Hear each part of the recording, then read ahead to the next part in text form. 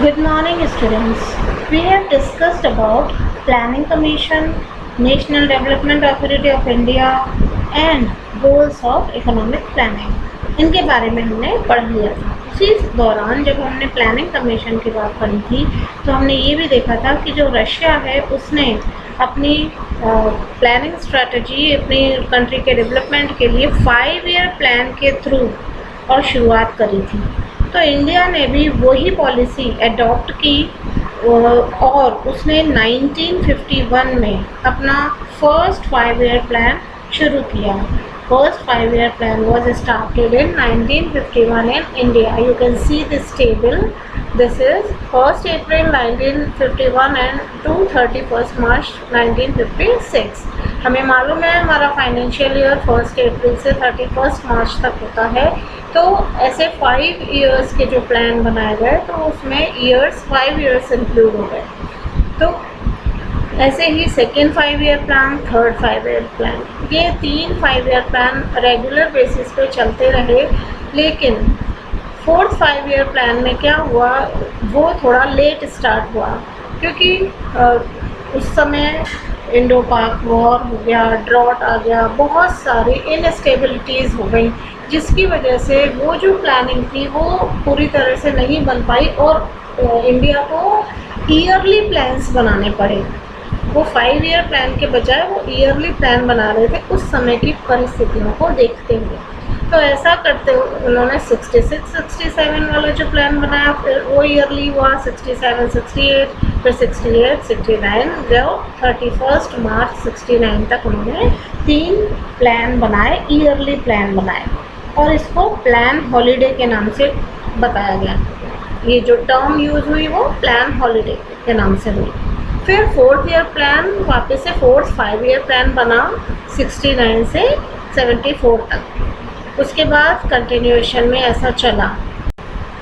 लेकिन again 5 year plan जो 74 से शुरू होकर 79 में ख़त्म होना था 5 year plan, fifth 5 year plan, उसके पूरा होने से पहले ही, कंप्लीट होने से पहले ही 79 में कंप्लीट होता, लेकिन 1978 में ही जनता पार्टी ने उसके बदले, उस प्लान के बदले 1978 से 83 का एक परपेचुअल प्लान दिया। परपेचुअल प्लान क्या होता है?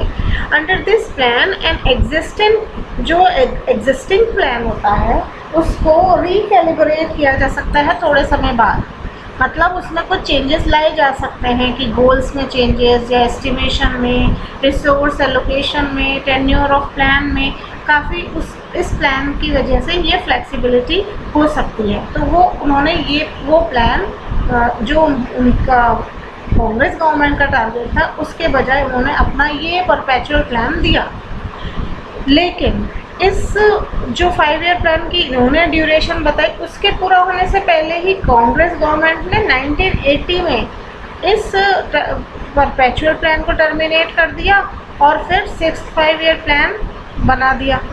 तो अब इसके बीच के जो ये ड्यूरेशन हुई, मींस ये जो 1978 और 79 का टाइम था और जो 79 और 80 का टाइम था, तो इस वाले टाइम को 1978-79 वाले टाइम को तो फिफ्थ 5 ईयर प्लान के साथ मर्ज किया और जो 79-80 वाला टाइम पीरियड था उसको एनुअल प्लान माना गया। तो फिर से 6th 5 ईयर प्लान में डिले हो गया। तो फिर 6th 5 ईयर प्लान क्या हुआ, 1980 से 1985 में हुआ। इस तरह से कई पॉलिटिकल चेंजेस आते चले गए और इन पॉलिटिकल चेंजेस की वजह से 5 ईयर प्लान्स का भी जो टाइम पीरियड है वो चेंज होता चला गया। जो 5 ईयर प्लान के बाद वो 8th 5 ईयर प्लान से उसी साल से नहीं शुरू हो पाया।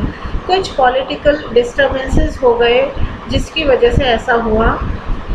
जैसे 78-79 वाला जो प्लान उस वक्त भी जो शुरुआत में था, हम इसमें देख सकते हैं नीचे कि यहाँ लिखा हुआ है कि फिफ्थ 5 ईयर प्लान में ही मर्ज कर दिया गया और उसके बाद जो नेक्स्ट वाला था उसको एनुअल प्लान की तरह देखा गया।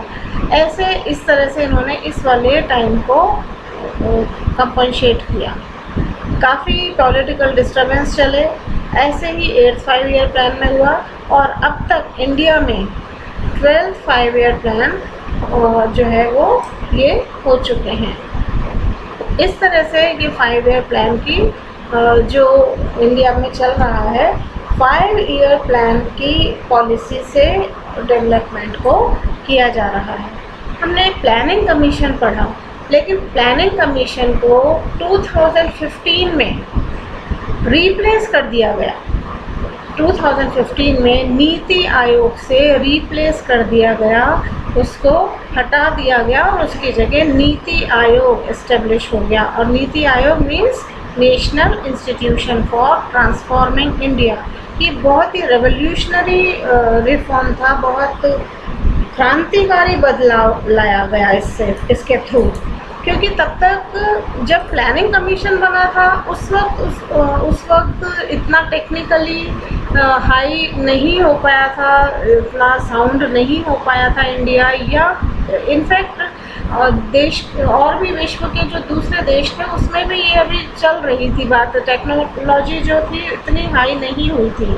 लेकिन समय के साथ साथ जैसे जैसे टेक्नोलॉजी बड़ी होती गई और एक्स्ट्रा डेवलपमेंट होते चले गए, साइंटिफिक फील्ड में भी हुए, तो ऐसे कई डेवलपमेंट होने के बाद ये ज़रूरत महसूस की गई कि अब ट्रेडिशनल वे में जो चलता आ रहा है उसको थोड़ा सा चेंज करने की ज़रूरत है।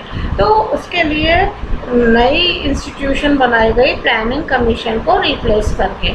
ये गवर्नमेंट के लिए थिंक टैंक का काम करती, मीन्स आइडियाज़, नए नए डेवलपमेंट के आइडियाज़ यहाँ से मिलते हैं। और थिंक टैंक को स्टेप जो थोड़ा सा मजबूती देता है वो इसके 2 सेंटर्स में से एक centre knowledge and innovation hub वो देता है। और जिस तरह से प्लानिंग कमीशन के जो अध्यक्ष थे वो हमेशा प्रधानमंत्री होते थे, ऐसे ही नीति आयोग के भी जो चेयरमैन है हमेशा प्राइम मिनिस्टर होते हैं, और एट प्रेजेंट अभी मिस्टर नरेंद्र मोदी हैं। Deputy chairman mister Arvind Panagariya, CEO chief executive officer mister Amitabh Kant. उसके अलावा जो भी मेंबर्स हैं इसके वो हैं chief ministers of states and governors and administrator of union territories. इस तरह से ये जो है ये इनका फॉर्मेशन है कि, और 2 सेंटर्स, एक तो है द टीम इंडिया हब और एक है नॉलेज एंड इनोवेशन हब। इसके साथ मिल करके ये यहाँ पे पॉलिसीज़ बनाते हैं, उसको इम्प्लीमेंट करते हैं और डेवलपमेंट के लिए और क्या किया जा सकता है इस बारे में यहाँ पे विचार किया जाता है। जितनी भी पॉलिसीज़ निकलती हैं, कोई बेनिफिट्स निकलते हैं, वो सब चीज़ें ये कहाँ से प्रोवाइड किया जाता है, ये नीति आयोग से।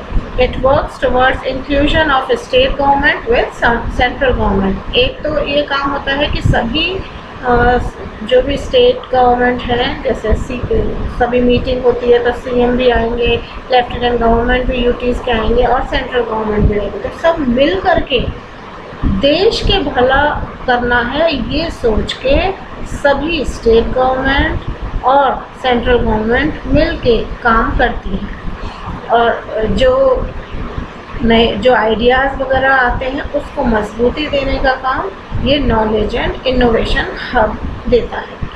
तो इस तरह से ये नीति आयोग काम करता है। तो हमने ये देखा कि नीति आयोग जो है एक तो think tank for the government है, क्योंकि ये स्टेट गवर्नमेंट और सेंट्रल गवर्नमेंट मिल के काम करती है। तो ये स्ट्रेटजी कौन सी हुई, कोऑपरेटिव फेडरलिज्म।